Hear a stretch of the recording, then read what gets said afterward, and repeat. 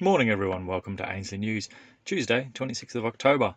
Talking BTC and ETH today because it's Crypto Tuesday. Bitcoin has rallied to new all-time highs this week following the launch of the ProShares Bitcoin Strategy ETF. The ticker on that is BITO. The market pushed above April's previous all-time high of $64,717 to reach a new peak of $66,928. The market has since corrected a little bit, putting in a weekly low of $59,722. The BITO or BITO ETF surpassed $1.1 billion in assets under management in the first 2 days of trading, outpacing an 18-year record set by the gold ETF. That's right, 18 years ago that record was set. As the underlying of the BITO ETF are Bitcoin futures trading on the CME exchange, explosive growth in open interest and volume in CME markets has occurred. The ETF doesn't invest directly in Bitcoin. It instead invests in the futures market tied to Bitcoin. Someone with an old school brokerage account can buy the ETF, for example, without having to open a trading account for crypto. Open interest in CME contracts has exploded high through October, rising by $3.9 billion or 265% growth there. This set a new all-time high of $5.44 billion for futures open interest on the CME exchange. Trading volume also peaked at a new high of $7.66 billion on the 20th of October, the day of the current price all-time high.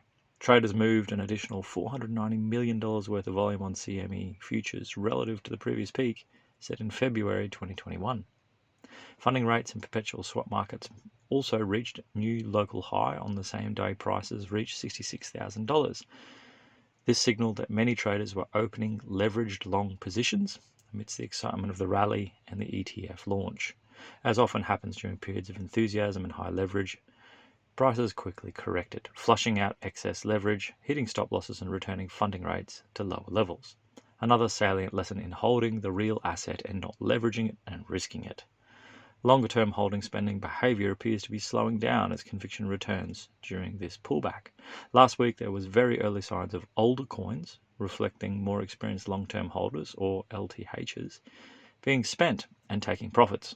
This is typical behavior around the new price all-time highs. Long-term holder supply declined by around 39.5 thousand BTC over the last 2 weeks. However, when we look at this in context, it follows a period of incredible accumulation and hodling, where LTH or long-term held supply increased by 2.42 million Bitcoin since the lows in March. The current long-term holding supply is 680,000 Bitcoin higher than it was this time last year, and even after the week's spending is starting to reverse back to the upside.